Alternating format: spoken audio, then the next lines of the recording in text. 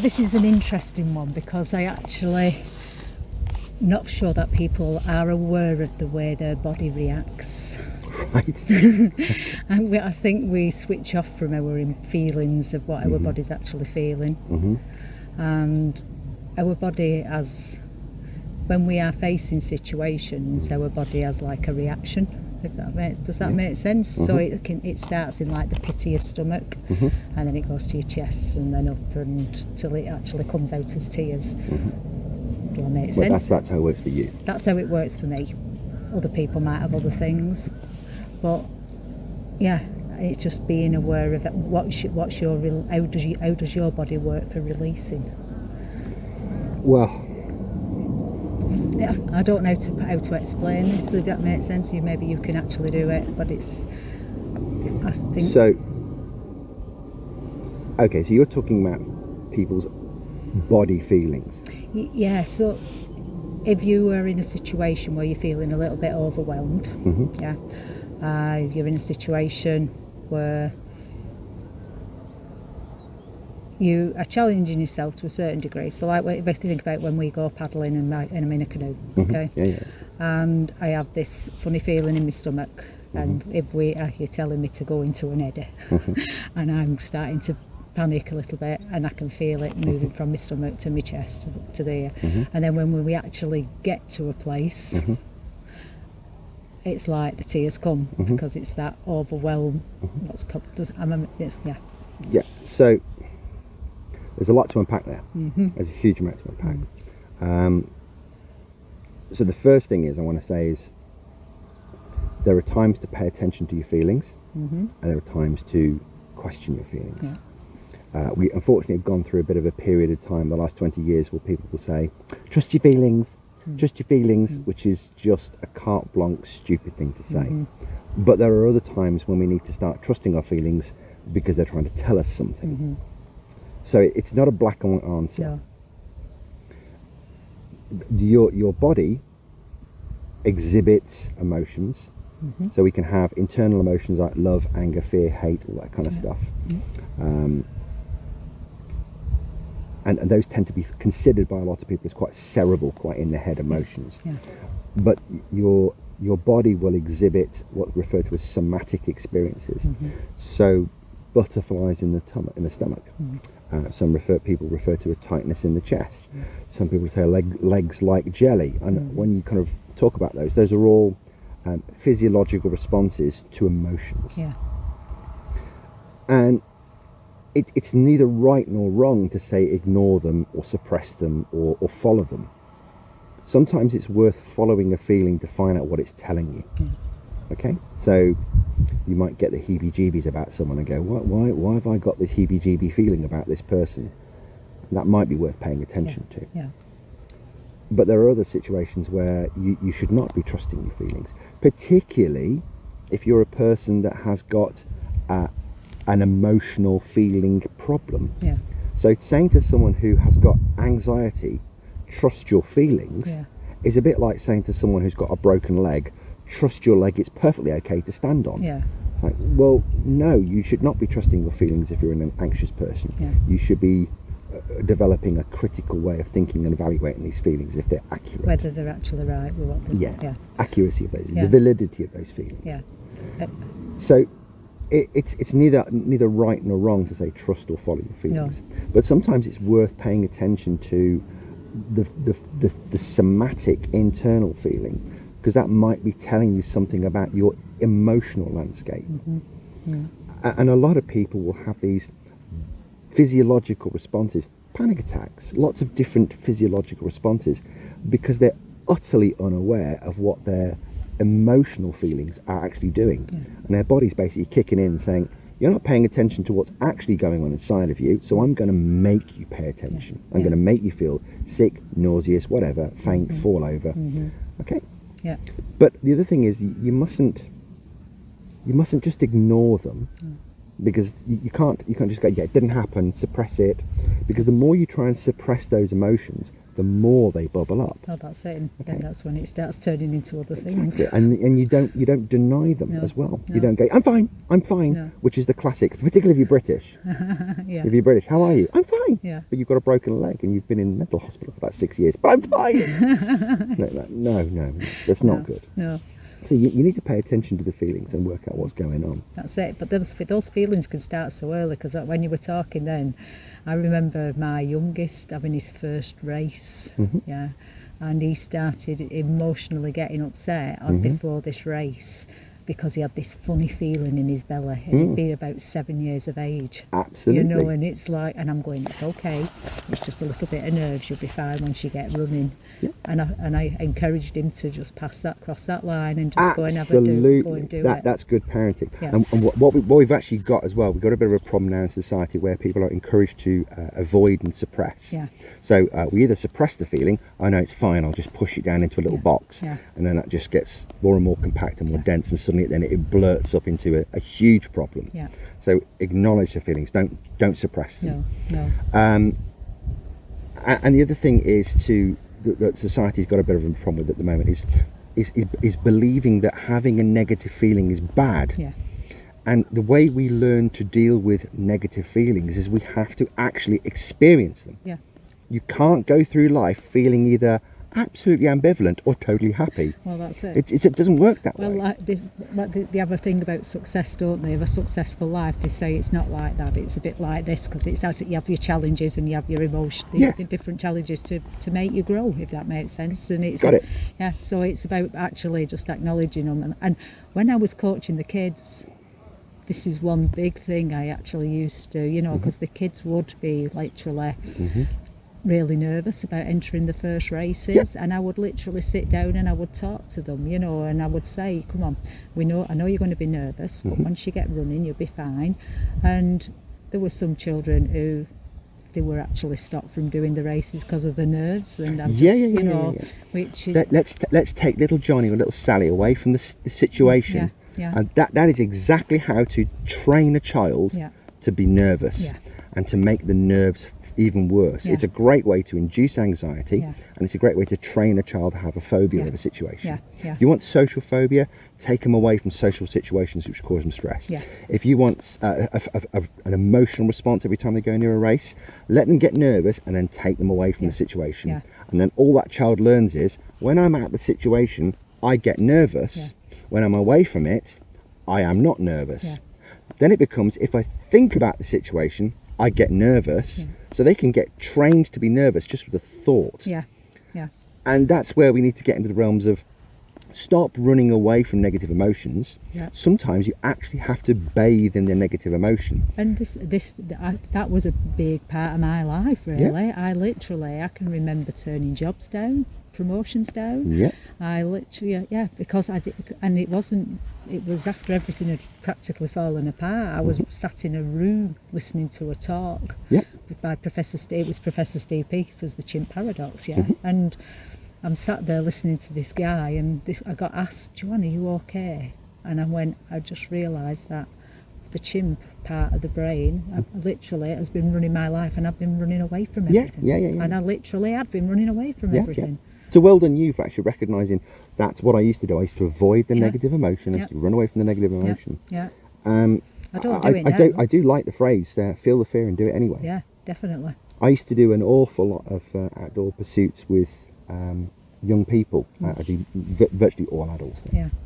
And the big thing that I used to see was teachers, social workers, care assistants were very worried if their child had a negative emotion, if the child was frightened, the child was fearful in any way. It was like, oh, we must stop the activity. It's like, so are you telling me that a child has to stop activities when they're fearful and frightened? Well, that's just going to teach them that they get to choose only the great things in life. It's like, well, that's not how life is. And what we actually really need to do, us as human beings, is the only way you develop resilience, which is the key word. The only way you develop resilience is by to expose yourself to stressful situations, objectively dangerous and subjectively dangerous, and then learn to manage them. You get trained in skills to utilise in those contexts. Do it in a safe environment. Do it, well, sometimes Safe, it's in a not- less... yeah, but it's what I mean, when you know you've got the right kind of support around you, that's Yes. what I mean. I don't mean a safe Absolutely. environment, because it's not going to be a safe environment, but you've got the right kind of support so that you know that you're doing things as safely as you Absolutely. can. If that, Absolutely. But what we've got now is a society that says, oh no, a negative emotion, stop, Yeah. can't have those, take person away, No. sit them down, light candles around them, whistle whale music at them and tell them it's all going to be fine and they're very strong, capable, beautiful Yeah. people. Yeah. No. No. Doesn't work. Really bad no, psychology. yeah, And anybody, irrespective of whether they're a child or a teenager or a fully grown adult, needs to have more time in negative situations so they can learn to control themselves. Yeah. They learn to respond as opposed to react. Yeah. Yeah. And that's it. And That's the secret to life. and Get tougher by yeah. doing hardship. And I must admit, like I said, I think one of the reason when I actually run kids sessions for the physical activity sessions, we have 3 rules, and the 3 rules are: when I am talking, no, not just when I'm talking, when anybody's talking, because some of these children I've coached for like 6 or 7 years, so they know what they're talking about. So whenever anyone's talking, we listen to what they've got to say, because they might actually say something what you know, what you don't know, and you're going to learn from them. We don't. I'm trying to. I got into. Because when I was coaching them originally, I was quite in the negative mindset. So where they say we don't say I can't do it. So I'm trying to get it now so that they say I can do it rather than I can't. We don't say I can't do. Does that make sense? So it's I say I can do it, or I will try to do it, or I can't do it yet. They say, don't they, as well? And the other one is that we have to have fun. You know, so the sessions have to be fun, and it's not just about the kids having fun, it's about me having fun as well, so that we're in a fun environment, but we're challenging, having challenging as well as the same thing, but they have a go at doing anything, everything, you know. When people feel like they're having fun, they feel subjectively safe. Yeah, So then they'll push themselves more. yeah, They'll take risks. yeah. And that's what you want. You want people who can take more and more risks in life. You want them to be relaxed in that environment so that Yeah. they will. So they're challenging themselves, but they're actually going to be able to achieve more. And when I actually look back at what the kids have achieved, what I've coached since 2005, really, 2008 mainly, but the achievements what some of those kids are doing now is like unbelievable. And I just think, It's dramatically underestimated the impact of sports, group sports, and social groups like Cub Scouts, Guides, that kind of thing, has on a child's development. yeah, We have to have scenarios that will challenge us. yeah. One of the greatest two things that we need to kind of understand. One of the greatest gifts you can have in the world is someone that will caringly push you. And I don't mean bully you and intimidate you, but will give you nudges, and will sometimes sit down and say the thing you need to hear, like you're strong, you're capable, you can do this. But sometimes you also need to hear, shut up and do it. Stop talking nonsense to yourself and get on with it. We need the velvet glove over the steel hand to give us the gentle shove, but we know that the glove is just covering a steel hand. We need that. Well, because the thing is, it's like when I'm coaching kids, and even when I'm coaching adults now, you know, we know that fear kicks in where they start talking themselves out of doing something, but you know that they're actually if they're not capable of doing it fully yet, that they could actually, with a bit of work towards it and a bit of a challenge in the self to push the self, they will be able to do it, you know. You used the perfect word there, yet. I can't do it yet. Do it yet. That takes it from a fixed mindset of I can't, therefore I stop. So I can't, therefore I could possibly learn with I can't yet. And one of the greatest things is to have someone who challenges you. One of the greatest inhibitors is having someone who will hold you back. And that's generally a parent or a carer or a teacher that has anxiety themselves, and they're projecting that onto the young child, or they're projecting it onto the parent, putting their limiting beliefs onto the person, absolutely. You know. And like I said, I think my coaching was a lot of it was to do with how I know that I felt like I was holding myself back. I knew I was holding myself back, but that fear was too much. And my thing was that if I got the kids to actually just believe that they could do it, they wouldn't feel like I felt, if that makes sense. And it's not the right way to be reason to be coaching, but it's actually had a good impact. And now what I actually said to the children is that if I say I'm going to do something, I am going to do it. So like the kids follow my journey on canoeing. And ask me how I'm doing with it, and you know, so they really take notice of what I'm doing and where I'm up to and everything. So which is good.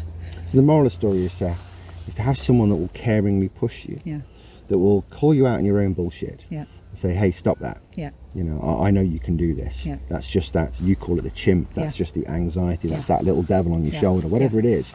Someone else who can just sit you down and say, like, I think you can do this, and I want you to give it a good go.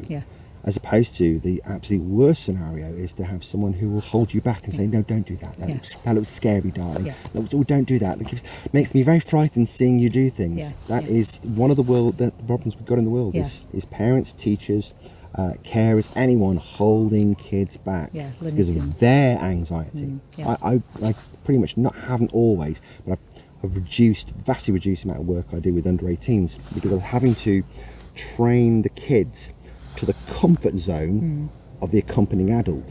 Right, if the kids are this good and the adult is this confident, then it doesn't work. It doesn't work. Right, I can't train I these must kids. admit, I've seen so much of that, and I've actually stopped coaching in certain situations because of it, because it just doesn't. It limits the kids. Definitely limits them. And the adult will do. And this is the thing. This is the argument. I don't want you to do that because feelings. That's the argument. Don't do that because it makes me feel. I feel that. It's like, you've got no evidence for it. You're not an expert in it. You're just using an emotional judgment. The other thing, though, is what can happen is that you can actually put too much pressure on them, and it's that happy medium. You know, expecting a child, especially after the current lockdown. Well, the lockdown's what we've had. The kids are not healthy or fit, and I know we're going a bit off at a tangent here, but it's still the same thing. It's what's with adults. We're not as healthy. Some people are not as healthy because they haven't kept the physical activity up, and expecting them to go and run like 5k just like that because they've not, when they've lost the fitness, it's not reality. So the moral of the story there, what you were saying there is, I'm hearing this is, we project onto the children, the participants, what we think they should be doing. They are doing not enough or too much. With reality, it should be down to the person and giving them a little nudge if they need it. It's very rare. It's very rare you need to hold kids back. Very, very rare. Very rare. But I do think you can, especially with children and adults who are overweight. They already judge themselves a little bit, and if you actually push yourself. If I turned around to a child and said, right, go and run around that field, and they haven't done any kind of exercise, we're expecting too much for a child to go and run fully around that field. So I tell them to do what's right for them and listen to them. If I see that they're actually holding themselves back, because they do, we all do it, then I will encourage them to try and go to a bit further, if that makes sense. So why don't you try and run to that space rather than actually finishing running there, because I think you might be able to do that space or that cone. So it just makes that, it's coaching in it, it's bringing them spaces a little bit bigger and thing. But I think we have to be aware of that. We don't live our dreams through our children and expectations through our children. No. Don't hold your children back. Don't push your children too hard. Oh gosh, I've had so many discussions on that, but that's another topic.